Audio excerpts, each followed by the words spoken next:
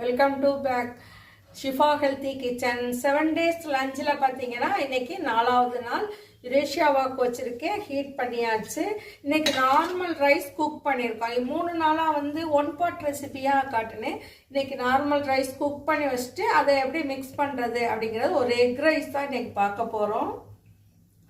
Heat ஆயிடுச்சு. அந்த egg ரைஸுங்கிறதுனால நான் ஒரு ஸ்பூன், சின்ன ஸ்பூனில், இது வந்து 7 மில்லி தான் ஒரு ஸ்பூனுங்கிறது என்கிட்ட இருக்கிறது. ஒரு நல்லெண்ணெய் ஒரு ஸ்பூனு, கீ ஒரு ஸ்பூன் போட்டிருக்கோம். சீரகம், கடவுந்தம்பருப்பு, அதே மாதிரி பார்த்தீங்கன்னா கடலைப்பருப்பு, நடக்கடலை பருப்பு. நடக்கடலை ஆப்ஷன் தான், உங்கள் இஷ்டம்தான்.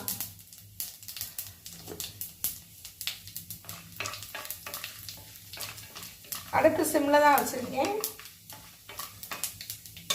அதே ஹீட்டில் கருவேப்பிலை, பச்சை மிளகா,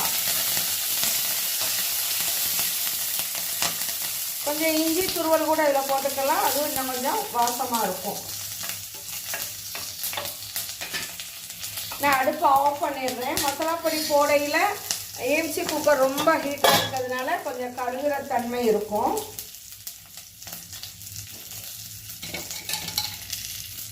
பாருங்கள், மஞ்சத்தூள், சீரகத்தூள், பெருங்காயத்தூள், அவ்வளோதான். 3 பொடி தான் போட்டிருக்கேன். கொஞ்சம் பெப்பர் பவுட்ரு. இப்போ நம்ம முட்டையை அதிலே உடச்சி ஊற்றுறோம். 2 முட்டை.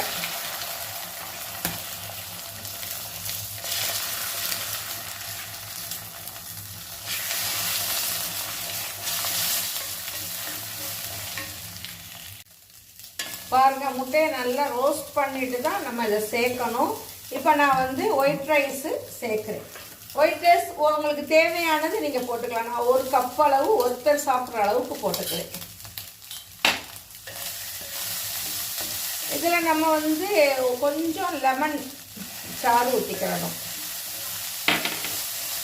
ரொம்ப டேஸ்டியாக, ஹெல்த்தியாக இருக்கும், ஈஸியாக இருக்கும். 1 pot ரெசிபியோட இது டெய்லி 1 pot ரெசிபி இல்லாமல் இப்படி ரைஸ் செஞ்சும் நம்ம பண்ணிக்கலாம். இதே கருவேப்பிலை பவுடர் இருந்துச்சுன்னா கொஞ்சோண்டு தூவி விட்டுக்கலாம், ரொம்ப நல்லாயிருக்கும். இப்போ கொஞ்சம் புதினா மல்லி தூவிக்கிறேன். ஆனால் உப்பு வந்து ரைஸில் போட்டதுனால போடலை. ரைஸில் வந்து சுள்ளுன்னு போட்டுட்டேன் நான்.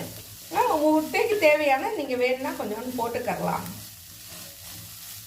ஆனால் ஃபுல் ரைஸ் ஏன் போடலைன்னா ஒரே சாதமாக இல்லாமல் அந்த மிச்ச சாதத்தையும் கொஞ்சம் தயிர் சாதமாகவும் நம்ம செஞ்சு எடுத்துக்கலாம். அப்போ 2 ரைஸ் இருக்கையில் உங்களுக்கு ரொம்ப சூப்பராகவும் ஹெல்த்தியாகவும் ஈஸியாகவும் ஜீரணமாயிரும். நான் அடுப்பை ஆஃப் பண்ணிட்டேன். எல்லாருக்குமே 1 pot ரெசிபி நல்லா ஃப்ரீயாக இருக்குன்னா 1 pot ரெசிபி ரெகுலராக நான் செஞ்சு காட்டுறேன். ஆனால் டிஃப்ரெண்ட்டாக இருக்கணும்ல, டெய்லி ஒரு இது இல்லாமல் டிஃப்ரெண்ட்டாக இருக்கணுங்கிறக்கா இந்த எக் ரைஸ் பண்ணியிருக்கோம். ரொம்ப அருமையாக டேஸ்ட்டாக இருக்குது. இதை நீங்கள் உங்கள் வீட்டில் வந்து ட்ரை பண்ணுங்கள், கமெண்ட் பண்ணுங்கள், சப்ஸ்கிரைப் பண்ண மறந்துடாதீங்க, லைக் பண்ண மறந்துடாதீங்க. கண்டிப்பாக லைக் போடுங்க. அதே நேரத்தில் வந்து டெய்லி நல்லா சாப்பிடலாம், நல்லா வாழலாம். ஏஎம்சி குக்கரில் ரெகுலராக சமைச்சோம்னா இப்போ என்னதான் இருந்தாலும் ஒரு 5 ஸ்பூன் ஆயில் ஊற்றினாதான் நார்மல் பாத்திரத்துக்கு ஒட்டாமல் பிடிக்காமல் வந்திருக்கும். இப்போ பாருங்கள், சாதம் கொஞ்சம் கூட ஒட்டாமல் குலையாமல். அதே மாதிரி இந்த 16 லோவில் தான் நான் கொஞ்சமாக சாதம் வச்சேன். ரைஸ் அந்த 16 லோவில் வச்சுருக்கேன். இந்த குக்கர் பேர் வந்து 24 யுரேஷியா வாக். இது வந்து இந்த மாதிரி தாளிக்க வைக்கிறதுக்கு, ஃப்ரை பண்ணுறதுக்கு, ஃப்ரை ரைஸுக்கு, 65 ஃப்ரை பண்ண எல்லாத்துக்குமே இந்த குக்கர் யூஸ்ஃபுல்லாக இருக்கும். இந்த குக்கருக்கும் செக்கி குயிக் லிட்டு நம்ம போட்டுக்கலாம்.